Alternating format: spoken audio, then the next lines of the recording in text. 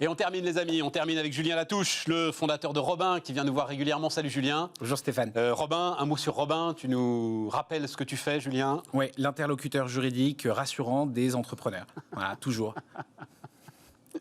Non, et on développe... J'adore le pitch des vendeurs. Vous met en relation avec des avocats. Hein, voilà, vous avez un problème juridique, légal, et Robin vous met en relation avec des avocats. Oui, qui répondent gratuitement pendant 30 minutes à toutes les questions des entrepreneurs par le biais des collectivités, des régions, des territoires qui sont clients de la solution. Sélectionnés par vous, les avocats, j'ai un doute, Oui. Julien? Ouais, c'est ça. Oui. Oui, c'est ça. L'idée, c'est que tu as une notation, mais cette notation, elle n'est qu'à toi.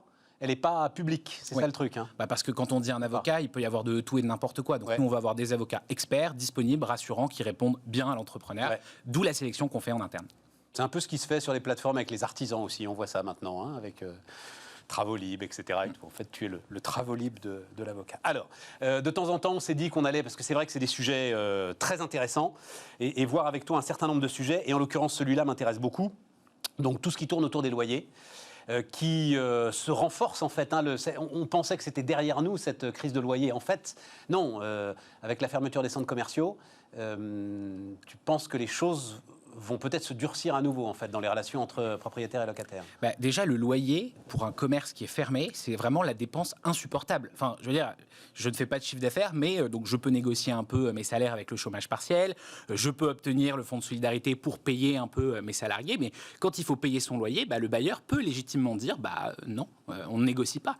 Et donc la fermeture des centres commerciaux qu'il y a eu, c'était sur les plus de 20 000 m². Là maintenant, on est sur les moins de 10 000 m².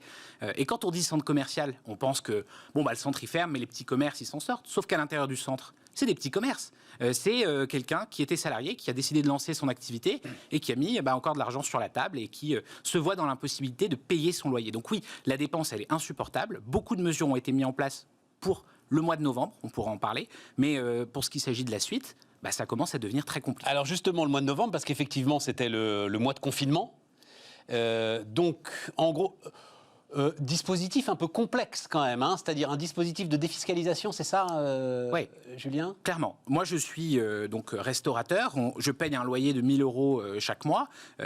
Clairement, si j'accepte en tant que bailleur d'abandonner cette somme de 1 000 €, je vais obtenir peut-être 50% d'exonération de charges sur les montants que j'aurais abandonnés. Donc, très clairement, pour abandonner le paiement d'un loyer pour un mois, la majorité des bailleurs ont dit non, on va rien faire. C'est pour ça que les mesures qui ont été utiles, au-delà de celles-ci, qui étaient un petit coup de pouce, c'était les mesures régionales qui ont essayé de se mobiliser et qui ont dit on va donner aux locataires un peu d'argent, au lieu de dire comment on peut faire abandonner la somme du loyer par le bailleur. Parce qu'un bailleur, c'est pas les riches. Ça, c'est facile de dire les bailleurs, c'est les riches, et puis les petits commerçants, ils sont tout seuls. Les grandes foncières commerciales, si quand même. Elles ont joué le jeu. Hein. Unibail, tout ça, ça va quoi, ils ont de quoi voir venir. Oui, ça va. Et ils ont d'ailleurs joué le jeu. Mais lorsque ma grand-mère, elle avait un petit local commercial à côté de Cannes, au Canet, je me souviens, elle a économisé toute sa vie pour mettre un peu d'argent de côté, et à côté de sa retraite, cette petite somme qu'elle avait chaque mois, c'était la moitié de son revenu.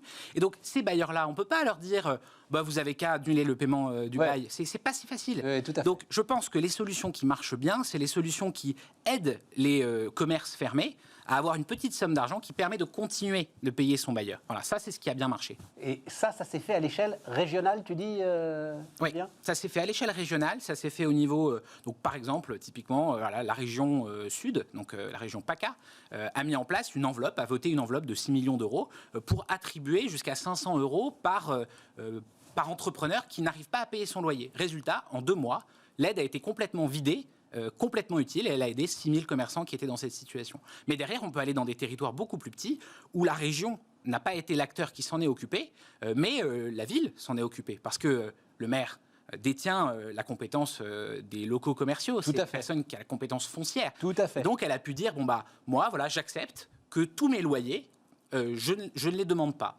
Ou elle a pu dire, moi, je vais donner un petit peu d'argent à ceux qui en ont besoin pour payer leur loyer. Ça a été fait dans plusieurs collectivités. Mais donc, l'État a essayé de faire quelque chose d'un peu large, mais pour le mois de novembre.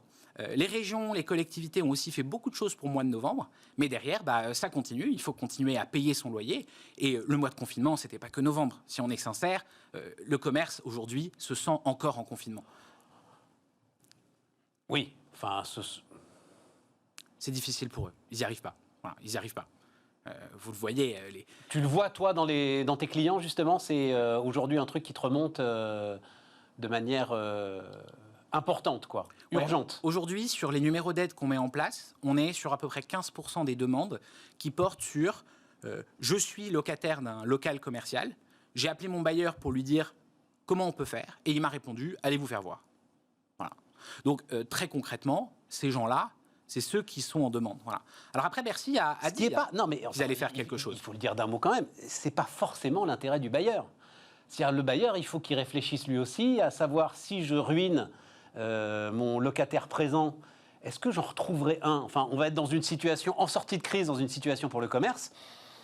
Ça va pas être la révolution culturelle, quoi. Hein. Ça va pas être que sans fleurs fleurissent, quand même. Hein. Et Stéphane, tu as un point super intéressant, c'est que c'est une question d'intérêt. Parce que si demain, le loyer ne peut plus être payé par le commerçant, derrière, ça va devenir une charge exigible, en plus des prêts bancaires à rembourser, des salaires à payer. Dans le cadre d'une procédure collective, la charge loyer va être noyée parmi plein d'autres charges. Donc le bailleur a tout intérêt à accepter de négocier. Parce que sinon, sa charge loyer va se retrouver au milieu d'autres charges qui seront impossibles à payer pour le commerçant. Et là, en plus, il ne pourra pas l'expulser. Et il ne sera pas prioritaire là-dessus, en plus. Enfin, ça reste, même si les choses sont peut-être en train d'évoluer, mais ça reste les salaires, par exemple, qui sont prioritaires dans le cadre d'une procédure collective.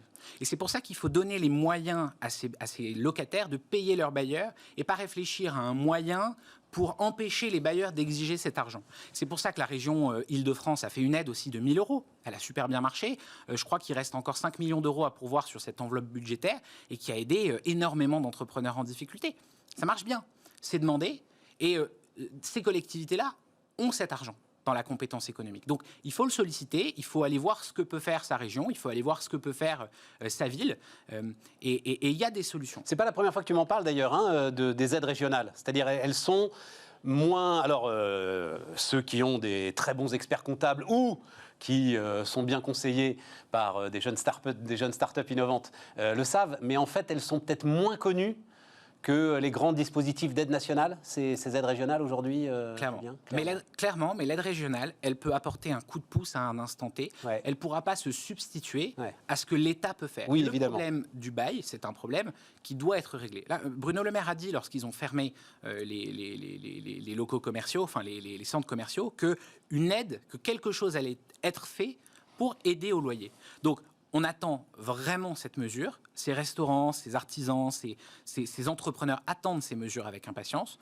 Apparemment, il y a quand même des dispositifs. Oui, parce qu'il y a des dispositifs qui montent maintenant assez haut sur le paiement d'une grande partie des charges fixes aujourd'hui. D'ailleurs, on va recevoir cette semaine, je crois que c'est demain, Laurent Milchior, le patron d'Etam, qui alors justement parle de cette charge fixe des loyers. Pour lui, ça représente, c'est évidemment des millions d'euros. Hein, je crois qu'il a plus de 1500 magasins. Mais en même temps, qui sont quand même en partie compensés aujourd'hui. En partie seulement. Non, je voulais juste insister sur un dernier point, il nous reste quelques secondes. Les tribunaux de commerce, ils existent aussi. Enfin, l'idée d'aller voir un tribunal de commerce, de demander une médiation justement avec son bailleur, etc., ça peut se faire, je l'ai appris récemment, de manière totalement confidentielle. Ça peut aller très vite. Et peut-être que ça aussi, c'est une bonne solution pour essayer de régler un problème... Complètement. Exemple très terrain, vraiment très terrain, parce que je sais que tu aimes bien quand je te donne des exemples très concrets. Il n'y a pas longtemps, j'ai échangé avec l'équipe de manager commerce d'Arcachon, la ville d'Arcachon, qui m'expliquait qu'ils avaient mis en place un médiateur gratuitement pour s'occuper de cette médiation et que plusieurs vingtaines, trentaines de loyers avaient pu être négociés. À l'échelle d'une ville, d'une petite ville comme Arcachon, très attractive, ça peut vraiment changer la donne. Donc voilà, se rapprocher de ces collectivités, se rapprocher des partenaires comme Robin et ensuite essayer de trouver des solutions. Julien Latouche, et on prolonge cette discussion demain à la même heure avec Laurent Milchior, le patron d'Etam. Donc à demain les amis.